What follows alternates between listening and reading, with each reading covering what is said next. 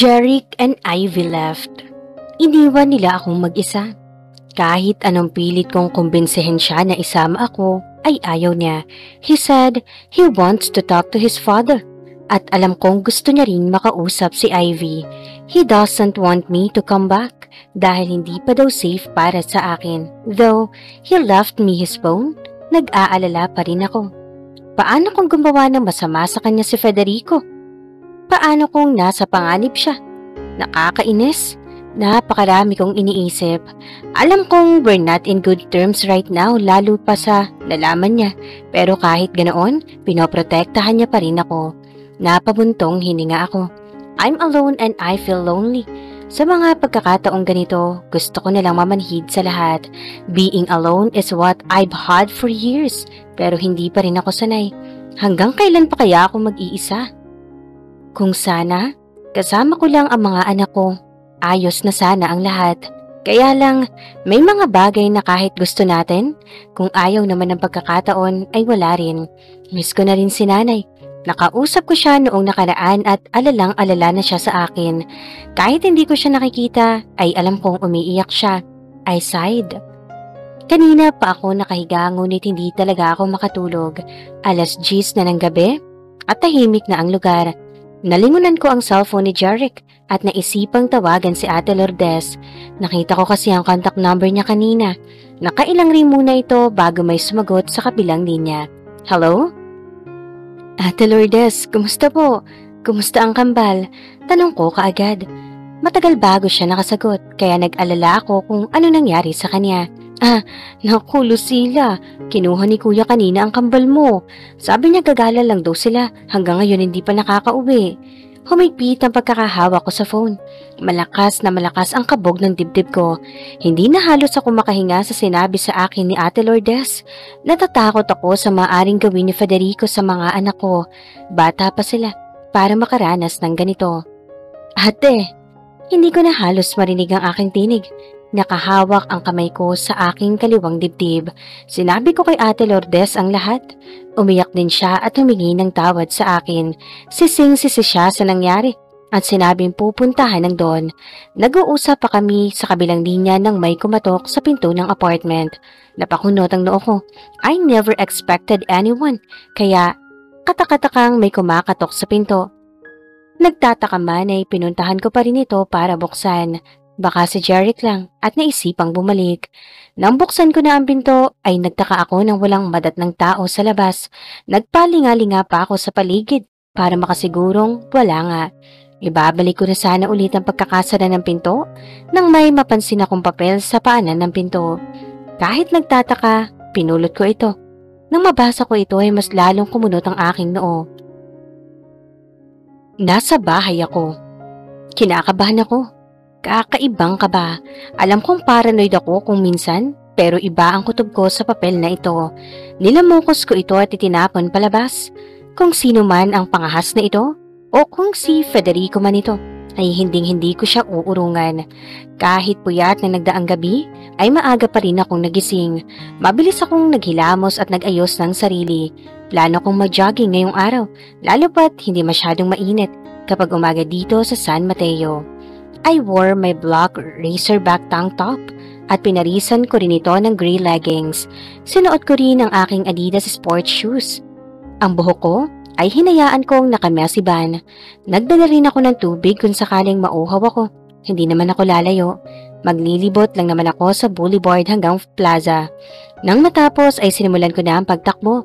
Dahan-dahan lang ang aking bawat paggalaw nang mapansin kong parang may mga matang nakamasid sa akin. Nagpalinga-linga ako sa paligid, ngunit wala naman ako makita. I shrugged the thought off at nagpatuloy sa ginagawa. Naisip ko na naman ulit si Ate Lourdes. Nakalimutan ko siyang tawagan kanina kaya pagkatapos ko dito ay tatawagan ko ulit siya. I continued what I'm doing. Ngunit hindi na ako nakatiis sa klase ng ilang na aking nararamdaman. When I reached home, dumiretso kaagad ako sa banyo. Dala ang phone ni Jeric. Tinawagan ko si Ate Lourdes habang nagbababad ako sa bathtub. Ngunit nakailang tawag na ako ay wala man lang sumasagot sa akin. Sumuko ako sa ideyang makakausap ko si ate. Kinakabahan din ako para sa kanya. Paano kung magalitan doon? Paano kung saktan siya nito? Nakakainis. Napaparanoid na naman ako. Pagkatapos kong maligo, ay nagbihis kaagad ako. Sinuot ko ang komportable kong damit at handa na sanang lumabas ng silid nang magulantang ako sa nakita. Sobrang lakas ng kabog ng dibdib ko. Nanlalambot din ang aking mga tuhod. Hindi ako makagalaw. "Hello, doll," sabi niya habang papalapit sa akin. Ngising-ngisi siya na para bang nakakita ng aparisyon. Habang papalapit siya sa akin, ay gusto ko siyang murahin. Gusto kong tumakbo. Ngunit hindi ko magawa. Nang tuluyan siyang makalapit ay hinawakan niya kaagad ang aking siko. Dahan-dahan niyang inilapit ang katawan sa akin at niyakap ako. Nanlaki ang mga mata ko. Gusto ko siyang itulak. Wala siyang karapatang hawakan at yakapin ako. Ilang minuto pa bago ako nakahuma, itinulak ko siya. Ngunit malakas siya sa akin. "Lumayo ka sa akin," sabi ko sa kanya. Pilit pa rin akong kumakawala sa yakap niya. "Stop it!" "Oh, masasaktan ng mga anak mo." Natigilan ako. Gusto kong umiyak pero hindi sa pagkakataong ito. I need to be strong. I need to see my kids. I need to know where they are. Kung kasama ko si Federico ay nangangahulugang kasama ko ang mga anak ko. Mas pipiliin kong makasama siya. Ganiyan gumagana ang pagmamahal ng isang ina. Ito ay kakilakilabot. "Good girl," sabi niya habang tinatapik-tapik ang aking likod. Inamoy-amoy niya rin ang aking buhok at hinalikan ang aking ulo. Mukha na siyang nababaliw. "Come with me," sabi niya. Sabay hatak sa akin palabas sa lugar na iyon. Hindi lang nag-iisa si Federico. He has outnumbered men. Matagal na pala nila akong sinusundan. Habang nasa biyahe ako kasama siya, ay wala akong ibang iniisip kundi ang mga anak ko. They don't deserve this. I wipe my tears that keeps on falling. Hindi ako tapos. At hindi ako natatakot kapag sinasaktan ako ni Federico. Pero kapag tungkol na sa mga anak ko, nagiging napakahina ko. As we reach the place, isa itong malaking bahay sa gitna ng malalaking puno. Sinalubong kaagad ni Federico ng kanyang mga tauhan. Iginiya naman niya ako sa loob ng malaking bahay. "This place is our home now," sabi pa niya sa akin habang pumapasok kami sa loob. Nagulat ako ngunit hindi ko pinahalata sa kanya.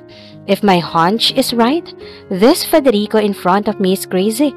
He easily shifting his moods. It's not normal and it's scary. It scared me. "Bakit mo ba ginagawa to?" Hinarap ko siya at tinitigan. Blanko lang ang ekspresyon ng kanyang muka. And then, it easily shift into anger. Nanlilisik ang kanyang mga mata ng apoy balingan. Hinawakan niya ang braso ko ng sobrang higpit. "Dahil akin ka, Lucila, at hindi ka mapupunta sa bastardo na yon." Umalingaw-ngaw sa buong bahay ang lakas ng boses ni Federico. Ngunit ang hindi maproseso ng utak ko ay ang sinabi niyang bastardo si Jeric. Baliw na nga siya para sabihin ng mga bagay na yon. Anong sinasabi mo?" Tanong ko sa kanya. Nakatitig lamang siya sa akin sabay ngisi. Nakapang-uuyam na ngisi ang ibinigay niya sa akin. "Wala ka talagang alam. You see, Lucila, Jeric is not my son. Anak siya ng asawa ko sa ibang lalaki." Tumawa siya ng malakas. "No matter how you love the person, when they want to live, they'll live." Yan ang ginawa ng nanay niya sa akin. Tapos ngayon, ikaw, you want to leave me too? No! Because you are mine. Tuloy-tuloy na sabi niya. Hinawakan niya ako ng mahigpit. Bukod sa nagulantang ako sa sinabi niya ay nakadama ako ng awa sa kanya. Too much love will kill you. At sa sitwasyon ngayon nandun, mukhang totoo nga. Kinaladkad niya ako at dinala sa kwarto kung nasaan ang mga anak ko. Iniwan niya lang ako at inilock ang pinto. Nakita kong kaagad silang naglalaro sa may gilid ng silid. They played some toy. Nakahinga naman ako ng maluwag dahil doon. Na makita nila ako ay agad nila akong niyakap. "Mommy, I'm scared." Bungad kaagad ni Zoe sa akin. "Mommy, why do Uncle lock us here?" Tanong naman ni Biboy. Hindi ko alam kung ano ang sasabihin ko. Hindi ko rin kasi alam kung paano nila maiintindihan ang lahat. They were young and innocent. Walang awa lang si Federico para pati yung mga anak ko ay idinamay niya. "Shh! It's fine. Mommy is here." Ginitian ko sila to assure them. I was scared not for myself, but for my children. Kung ang labis na pagtatanong ay kasalanan, kung gayon, ako ay magiging makasalanan kasi this time, umaasa na lang ako na mahanap na kami ni Jeric na ililigtas na tayo sa impyernong ito. Sana nga. Sana. Hindi ko na alam ang gagawin sa sitwasyon ko ngayon. Ilang araw na kami dito sa bahay na pinagdalhan ni Federico sa amin. Siya ang nagbigay sa amin ng clothes and foods pero hindi sapat yun para mapanatag ako. The kids, kasama si Ate Lourdes, inaalagaan niya ang mga ito. Habang ako, nakakulong dito mismo sa malaking kwarto sa taas. Hindi pa rin maproseso sa akin na nalaman ko. Jeric was not Federico's son? Nakakagulat kaya kinausap ko si Ate Lourdes tungkol sa bagay na yon and she confirmed it. Jeric's mother cheated on Federico and she left to live in Canada. Ang hacienda ay pag-aari ng ina ni Jeric but Federico is the guardian. Ang gulo ng buhay nila. Kaya pala kapag nagtatanong ako noon kay Nanay Conching, ay hindi niya ako sinasagot. They buried the family issues but Federico spilled it to me. Natigil ang pagmumuni-muni ko nang pumasok sa loob si Federico. Padabog niyang itinapon ang mga papel na dala niya sa sahig. Akala ko maiisahan ko na siya. Tiningnan niya ako. Nanlilisik ang kanyang mga mata. Ikaw kasing babae ka?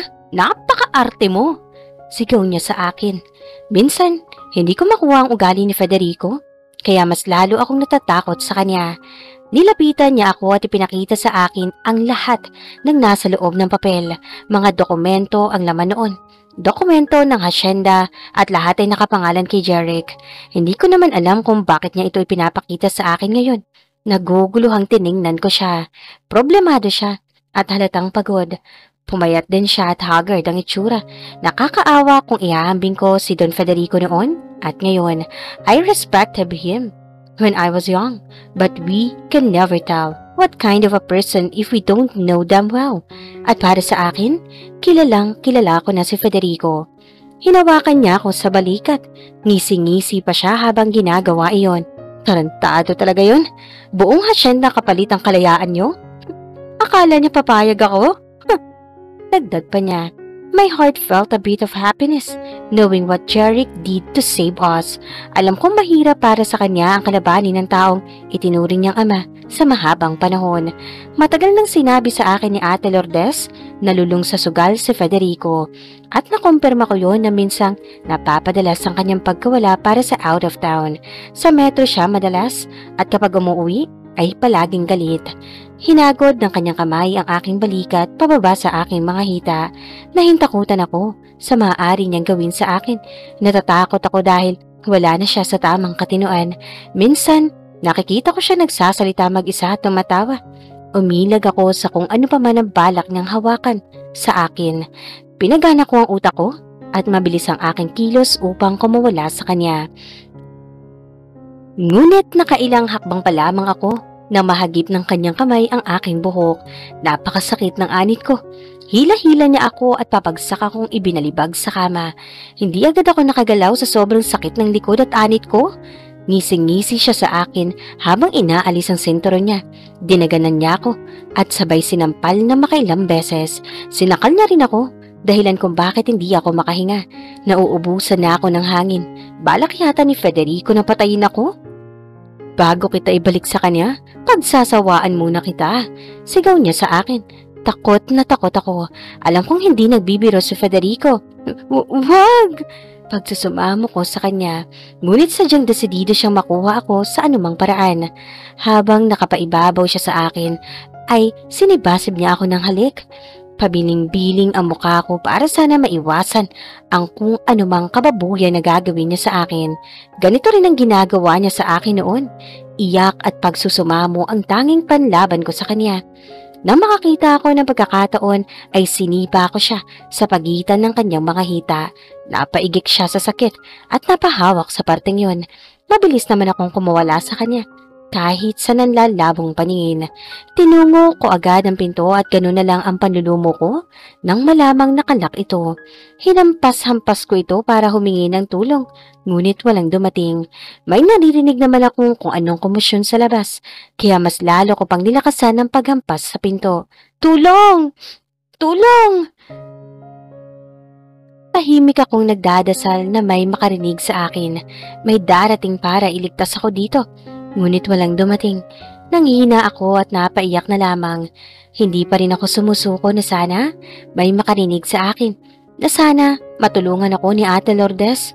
Ngunit hindi pa man nangyayari ang lahat, ay nahawakan na ako ni Federico. Pinihit niya ako paharap sa kanya at sinibasib ng halik. Parang hayok na hayop kung paano niya iyon gawin sa akin.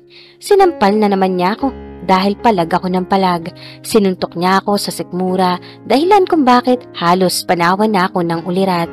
Halos kaladkarin niya rin ako para lang isampa sa kama at muling kinubabawan. Sa nalalabong paningin at sa walang lakas na katawan ay nakuha ko pa ring manlaban. Ngunit sadyang hindi talaga umaayon ang tadhana sa akin. Nasilip ko pa kung paano isa-isang tinanggal ni Federico ang kanyang saplot habang hawak ako sa leeg. He is choking me. Tinanggal niya rin ang mga damit ko at walang habas na hinahalikan ng bawat parte nito. Wala na akong lakas na manlaban, kaya tinanggap ko na lang. Ito nga siguro ang kapalaran ko. If this is the consequences of all my actions, then I regret all those bad things I've done. Because I don't deserve this. I don't. Federico kissed me hungrily. He did not leave any part untouched him. He was serious kapag sinabi niyang gagamitin niya ako sa anumang posibleng paraan at kinasusok naman ko siya hanggang kamatayan. Maaring makuha niya ang katawan ko pero hindi niya makukuha ang pagkatao ko. Hindi niya makukuha ang puso ko. Wala rin akong puso.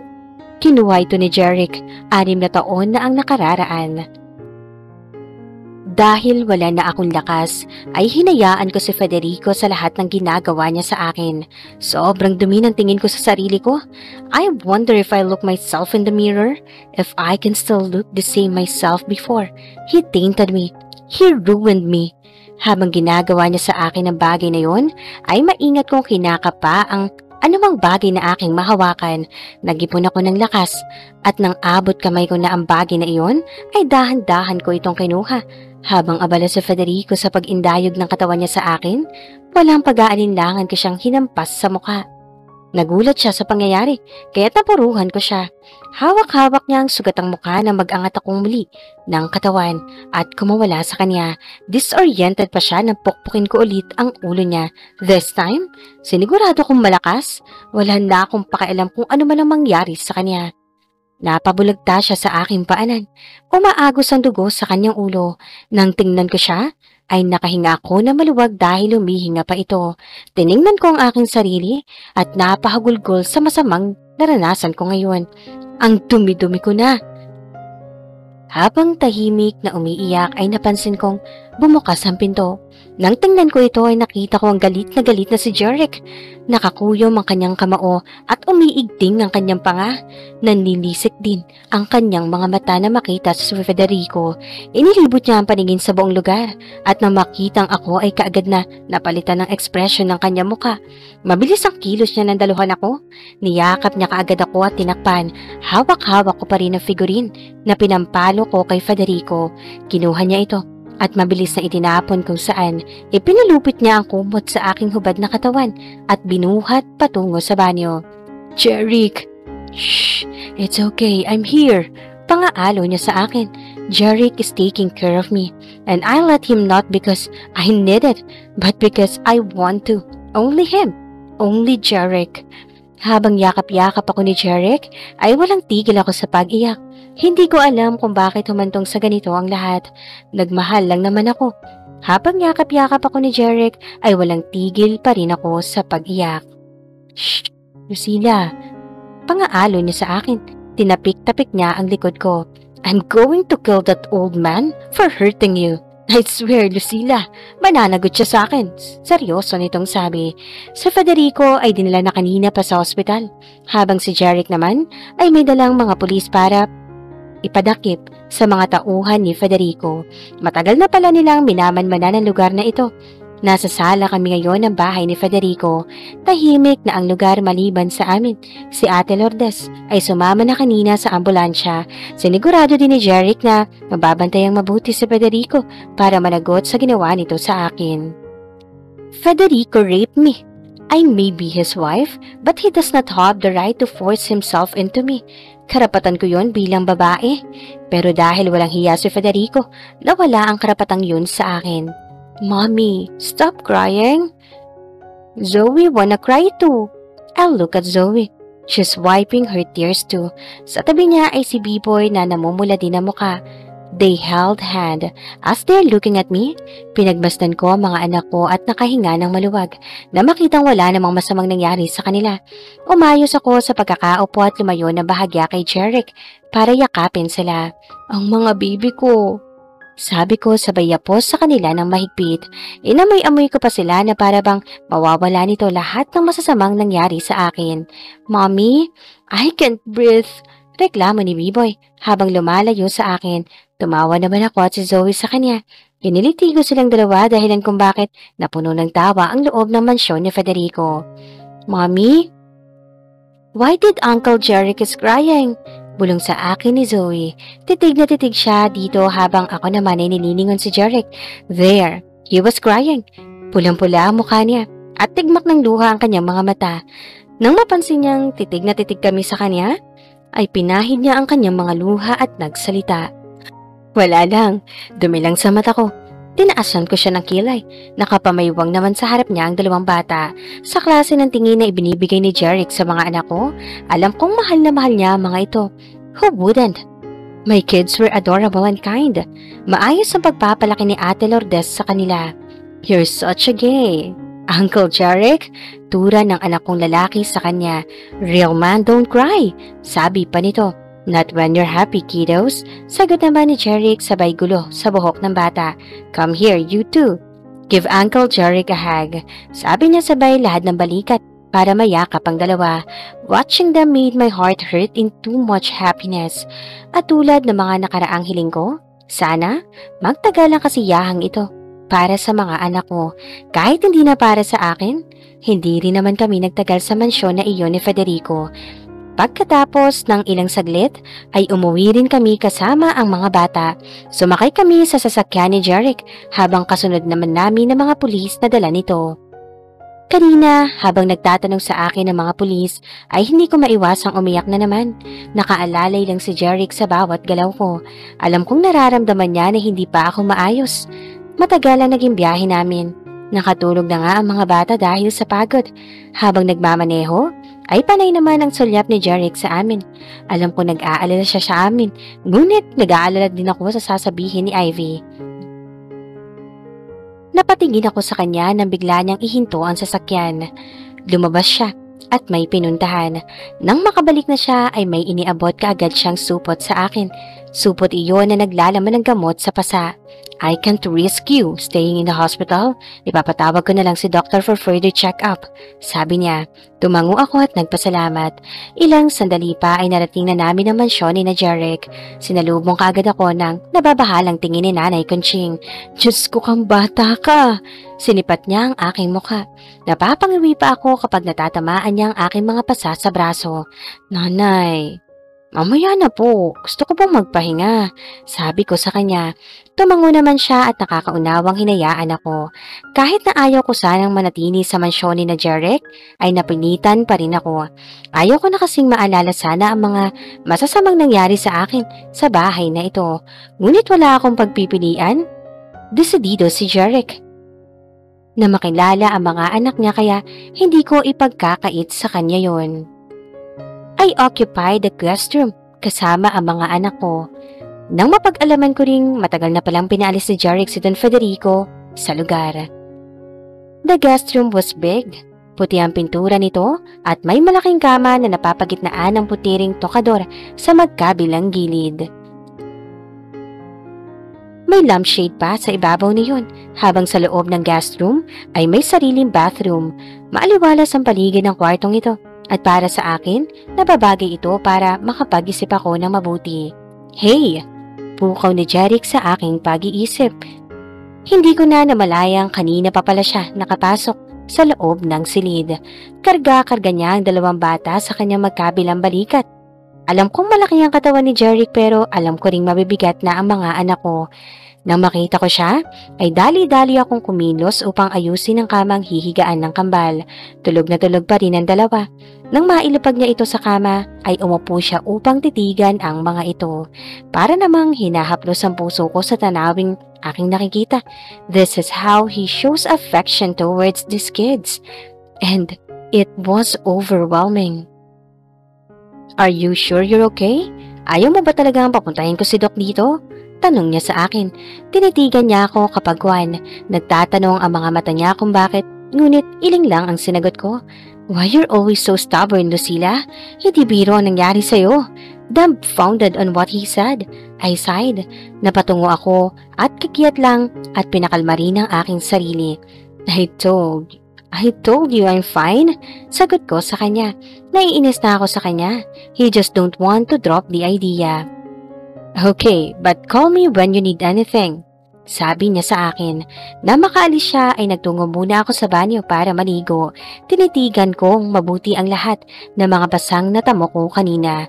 Habang nakababad sa shower, ay kinuskus ko na mabuti ang aking balat.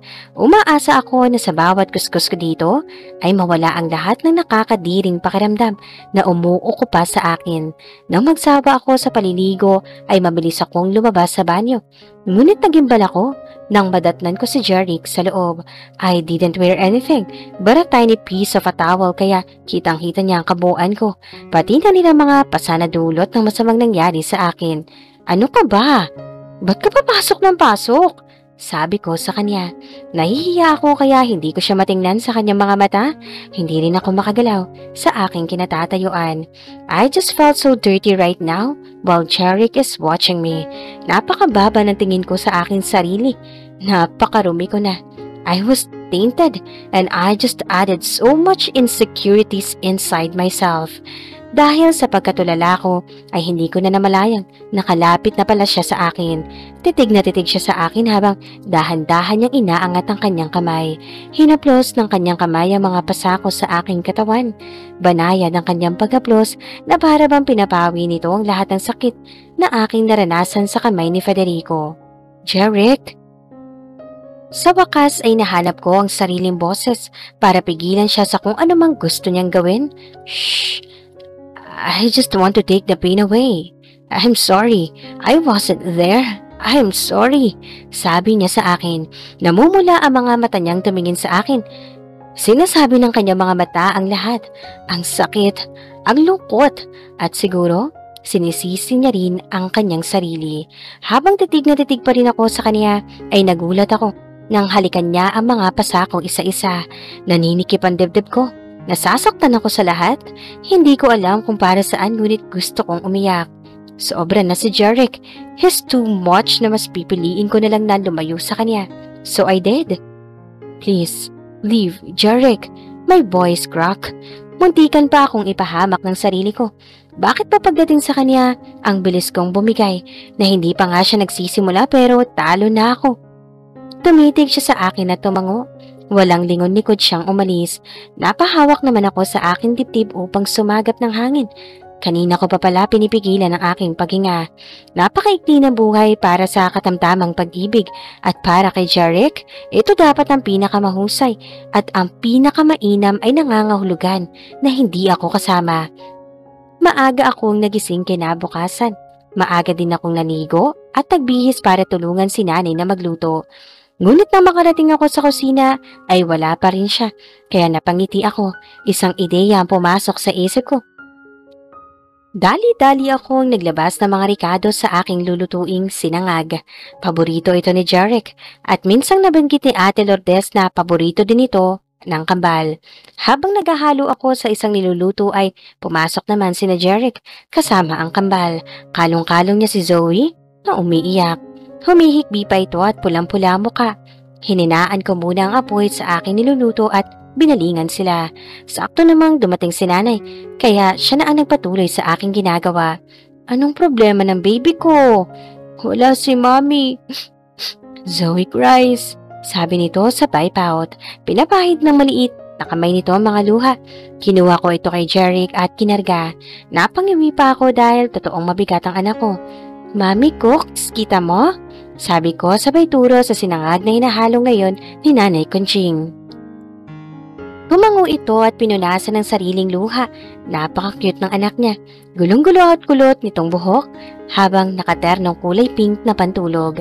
Maupo na kayo at maghahanda na ako. Gutom na yata mga bata, Lucila. Sabi ni Nanay. Tumango ako. Dati, pangarap ko lang makasama ang mga anak ko sa agahan. Ngunit ngayon, hindi lang pala sila makakasama ko, kundi pati na rin si Jeric.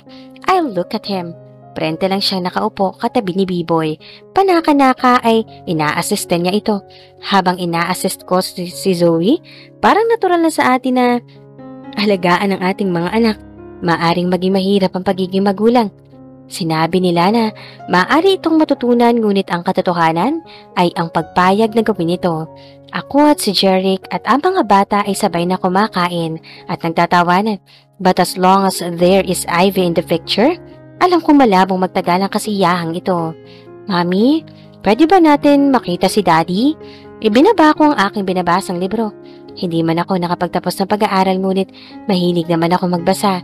For me, it is my remedy, my sanctuary. Tinitigan ko si Zoe at nginitian. Sa kanilang dalawa ni B-Boy, siya ang madaldal ngunit napakaiyakin. Napaisip din ako sa kanyang sinabi. Telling them who's their real father scares me. Hindi naman kasi ganoon yun kadali. There's some things that I need to consider. Tulad na lamang ni Ivy. I know Jeric would gladly agree to the idea. Pero paano naman ang mga anak ko? Paano ko sasabihin sa kanila na magpapakasal sa iba ang tatay nila? That we could never be a complete family. Napabuntong hininga ako. Gusto mo bang makita ang daddy mo? Tumango siya at ngumiti. Hinaplos ko naman ang kanyang ulo at inilapit ito sa akin para hagkan. Sakto namang dumating sina Jeric at B-Boy galing sa paglalaro sa labas. Kumunot ang noo ko na makita ang itsura ng anak ko. Sobrang dumi kasi nito. Binalingan ko naman si Jeric at tinaasan ng kilay, ngunit nagkibit balikat lamang ito sa akin. The big boy here is such a sporty. Next time, kid, we're going to play ball. Sabi ni Jeric sabay gulo na buhok ni B-Boy. Seeing them like this makes my heart ache, and it made me feel guilty. Alam ko sa sarili kong gustong-gusto ng mga anak ko makilala ang ama nila. It shows in their eyes. Every time they talk about it, wala naman kasing asawa si Ate Lourdes para matawag sana nilang daddy. Kaya ginawa ko na lang ang sa tingin ko ay tama. Bahala na.